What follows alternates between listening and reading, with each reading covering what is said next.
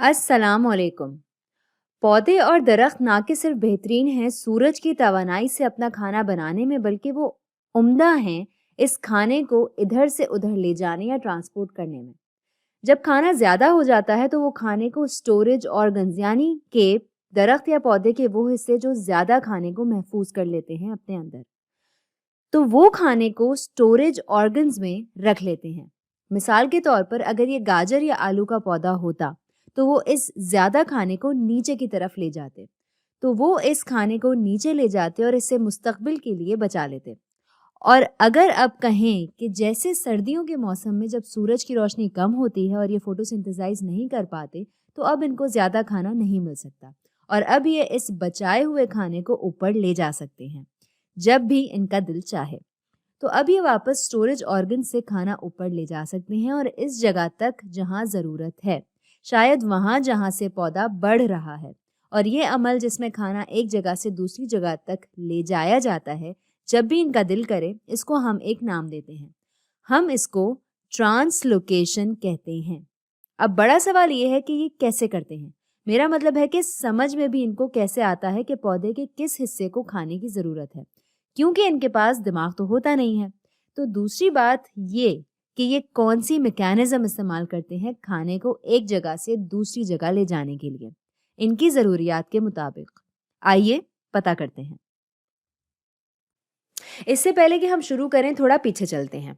हमने पिछली वीडियोस में देखा है कि पौधे और दरख्तों में पाइप जैसे स्ट्रक्चर्स मौजूद होते हैं चीज़ों को ट्रांसपोर्ट करने या यहाँ से वहाँ ले जाने के लिए, जो जड़ों से शुरू होते हैं पूरा ऊपर तक जाते हैं पत्तों तक।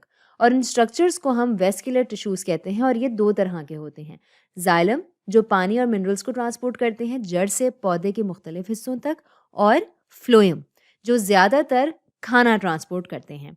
अब जबकि इस वीडियो में हमें ट्रांसलोकेशन के बारे में बात करनी है, जिसका मतलब है खाना ट्रांसपोर्ट करना, हम गौर करेंगे फ्लोएम पे।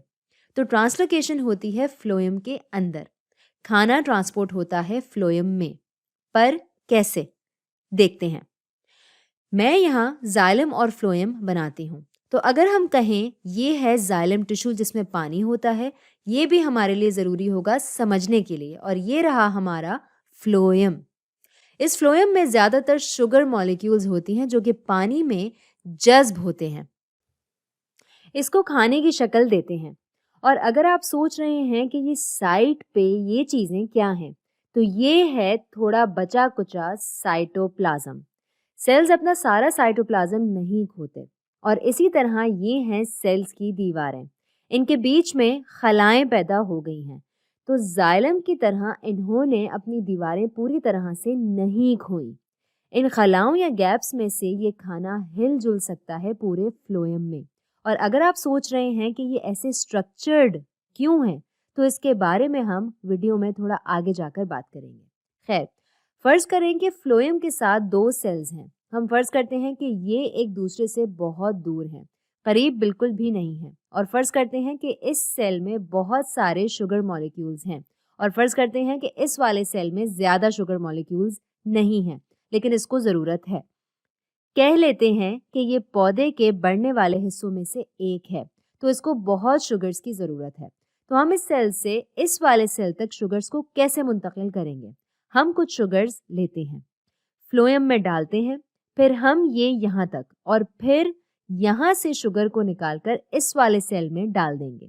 ये बात कुछ समझ में आती है, ठीक?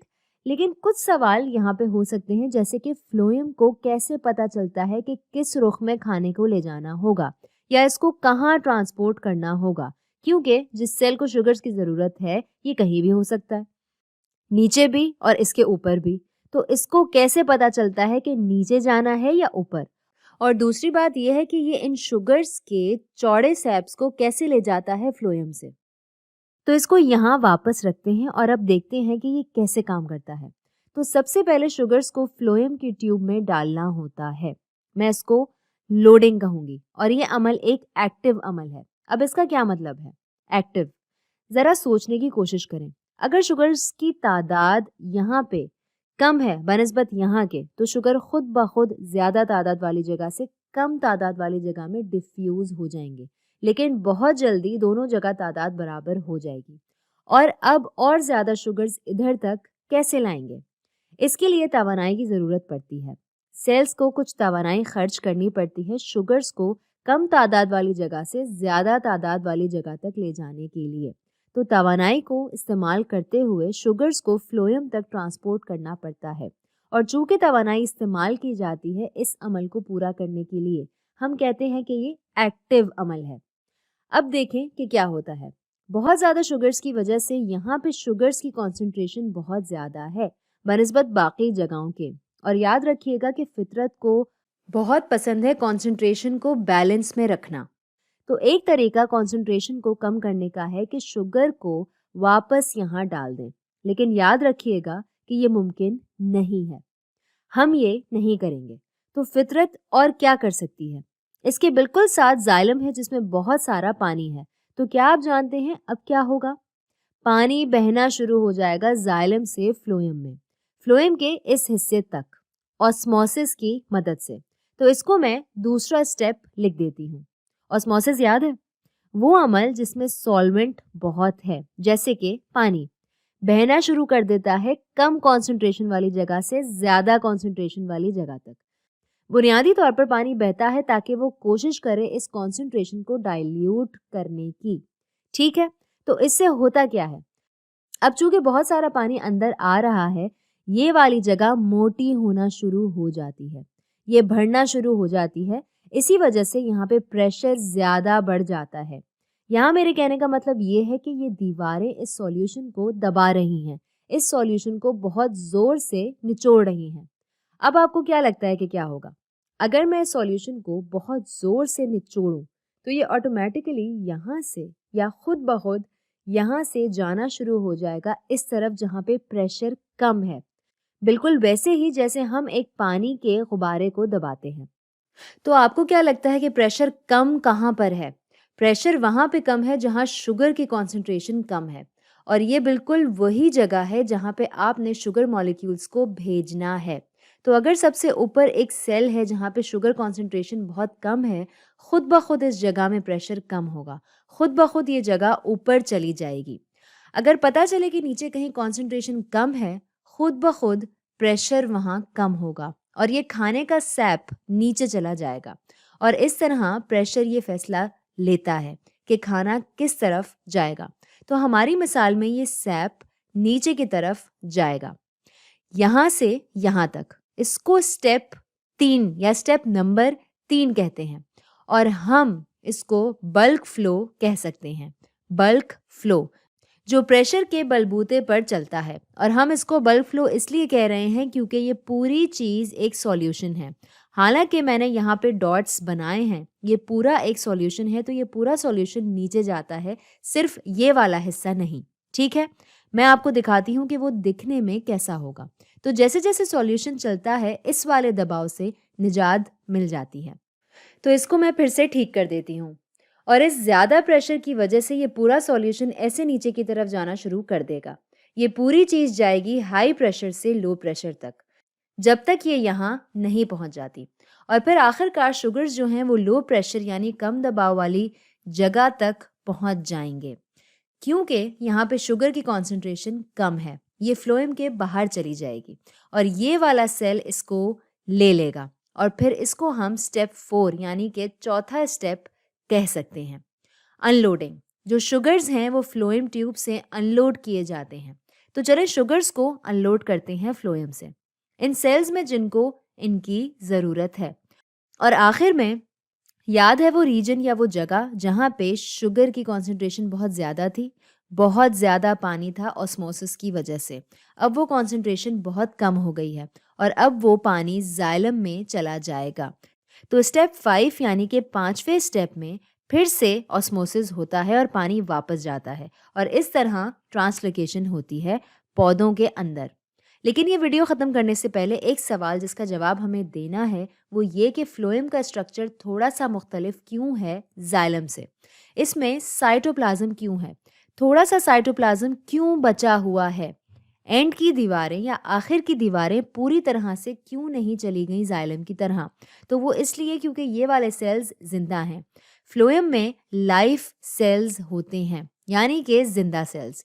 इसके मुकाबले में जाइलम में डेड सेल्स होते हैं, यानी कि मुर्दा सेल्स। तो जाइलम सेल्स हर चीज़ खोना बर्दाश्त कर सकते हैं क्योंकि ये मुर्दा हैं, लेकिन फ्लोएम सेल्स को ज़रा सी साइटोप्लाज्म की ज़रूरत होती है और सेल की दीवारों को भी जिंदा रहने के लिए। अब शायद आपके दिमाग में एक और सवाल आए कि सेल्स जिंदा कैसे रह सकते हैं बिना न्यूक्लियस या माइटोकॉन्ड्रिया के। ये सेल्स कैसे जिंदा रह सकते हैं? इनके एक साथ सेल्स होते हैं जो मैंने यहाँ नहीं दिखाया, लेकिन हर सेल एक अपने साथी सेल से जुड़ा होता है। ये दिखने में कुछ ऐसा होगा। तो ये हैं साथ के सेल्स और इनके पास वो सारी चीज़ें होती हैं इन सेल्स को ज़िंदा रखने के लिए। यहाँ तक कि ये दोनों ज़िंदगी के साथी हैं और इसी वजह से इन सेल्स को कंपेनियन सेल्स कहते हैं। और अगर हकीकत में आप सोच रहे हैं कि ये क्या होता है, आपको शुगर्स लोड करने हैं तो पहले आपको कंपेनियन सेल्स में लोड करने होंगे और फिर वो फ्लोएम में जाएंगे। इसी तरह अनलोड करते वक्त ये पहले कंपेनियन सेल में जाते हैं और इसके बाद फ्लोएम के बाहर। लेकिन ये छोटी सी डिटेल है, इसके बारे में ज़्यादा नहीं सोचना, तो इसको मैं हटा देती हूँ। तो ये कंपेनियन सेल्स हैं जो इनको ज़िंदा रखते हैं। लेकिन एक और सवाल शायद आपके दिमाग में आ रहा हो, हमें क्यों इतनी तकलीफ से गुजरना पड़ता है इन सेल्स को ज़िंदा रखने के लिए? इन सेल्स का ज़िंदा रहना क्यों ज़रूरी है? तो जवाब है इस वाले अमल में। आपने अभी देखा, शुगर को लोड करने के लिए फ्लोएम में तवानाई की ज़रूरत पड़ती है।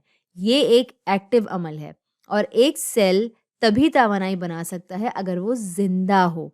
तो अगर सेल्स मुर्दा होते जाइलम की तरह, वो तवानाई नहीं बना पाते, शुगर को लोड नहीं कर पाते, फ्लोएम ट्रांसपोर्ट नहीं हो पाता और जाइलम सेल्स को जिंदा होने की ज़रूरत नहीं, क्योंकि जाइलम की मैकेनिज्म सिर्फ फिजिकल फोर्सेस की बुनियाद पर होती है, जैसे कि सक्शन या रूट से मिलने वाला प्रेशर। सेल्स की ज़रूरत नहीं होती, सेल्स को तवानाई इस्तेमाल करने की ज़रूरत नहीं होती। तो ये मुर्दा हो सकते हैं लेकिन फ्लोएम को ज़िंदा रहने की ज़रूरत है।